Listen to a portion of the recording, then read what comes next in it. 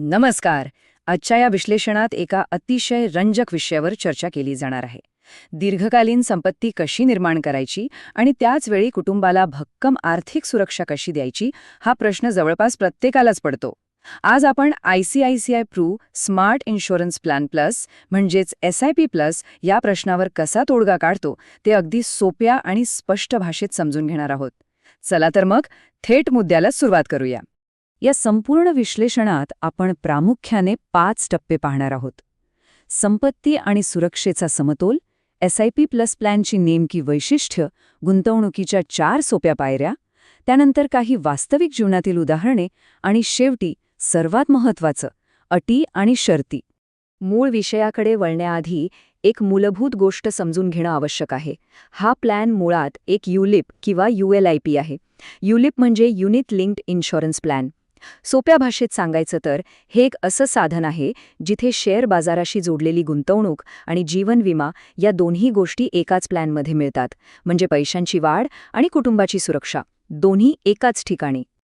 तर आपला पहिला टप्पा आहे संपत्ती आणि सुरक्षितेचा समतोल. याला एका दुहेरी इंजिन दृष्टिकोनातून समजून घेऊया. हा प्लॅन अगदी एका दुहेरी इंजिनसारखं काम करतो. ते कसं? तर एका बाजूला गुंतवलेली रक्कम बाजाराशी जोडलेली असते, जिथे 25 पेक्षा जास्त फंडांचे पर्याय उपलब्ध आहेत. यातून महागाईवर मात करणारी संपत्ती निर्माण होण्याची ताकद मिळते.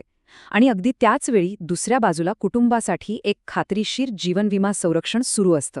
म्हणजेच भविष्यात काही दुर्दैवी घटना घडल्यास कुटुंबाची आर्थिक सुरक्षा पूर्णपणे अबाधित राहते. हाच या पूर्ण प्लॅनचा खरा गाभा आहे. आता एक अतिशय आश्चर्यकारक गोष्ट, ती म्हणजे 0. होय, अगदी बरोबर ऐकलत. या प्लॅनमध्ये प्रीमियम वाटप शुल्क आणि पॉलिसी प्रशासन शुल्क पूर्णपणे 0 आहेत. याचा सरळ अर्थ असा की भरलेल्या पैशांमधून कुठलेही प्रशासकीय शुल्क कापले जात नाही.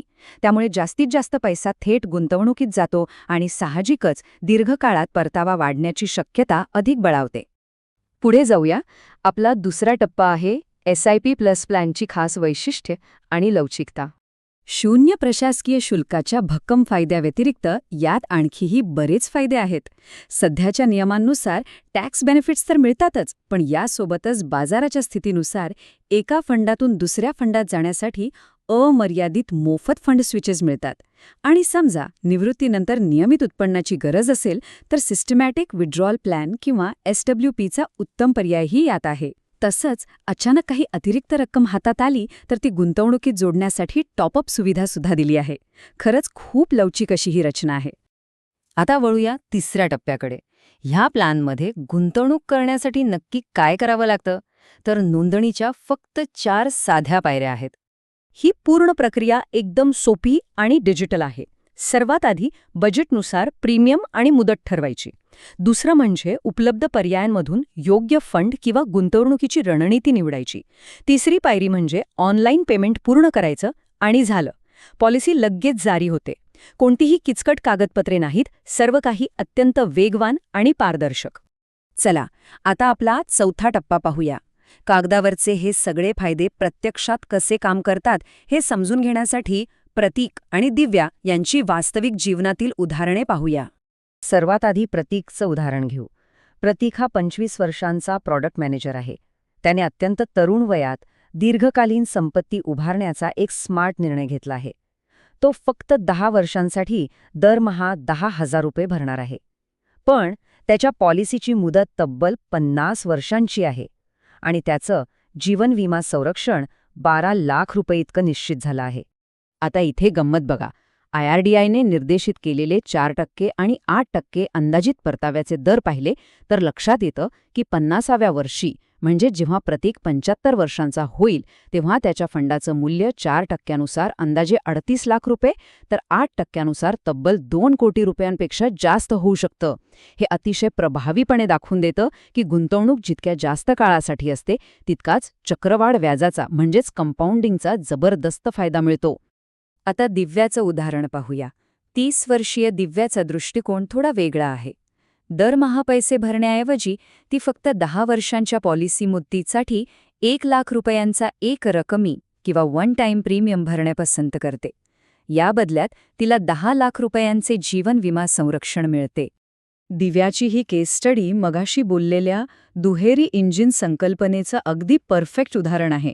इथे स्पष्ट दिसतंय की बाजारातील 4 आणि 8% परताव्यानुसार दिव्याच्या मॅच्युरिटी रकमेमध्ये बदल होतो.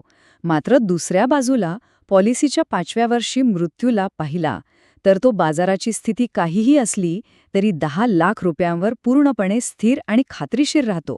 हेच ते सुरक्षेचं इंजिन जे कुटुंबाला कायम आधार देतं. विश्लेषणाच्या अंतिम आणि 5व्या टप्प्याकडे आपण आलो आहोत. तो म्हणजे अटी आणि शर्ती समजून घेणे. कोणतीही गुंतवणूक करण्यापूर्वी तिथले नियम माहीत असणे अत्यंत आवश्यक आहे. आता युलिप प्लॅन असल्यामुळे इथे पहिल्या 5 वर्षांचा सक्तीचा लॉक इन पिरियड असतो. म्हणजेच या 5 वर्षातून पैसे काढता येत नाहीत. गुंतवणुकीचं वय 0 ते 50 वर्षांपर्यंत असू शकतं. आणि सर्वात महत्त्वाची गोष्ट म्हणजे 5 वर्षांचा लॉक इन संपल्यानंतर जर कधी पॉलिसी बंद करण्याची किंवा सरेंडर करण्याची वेळ आली तर त्यावर 0 सरेंडर शुल्क लागते. कोणतीही अतिरिक्त पेनल्टी नाही.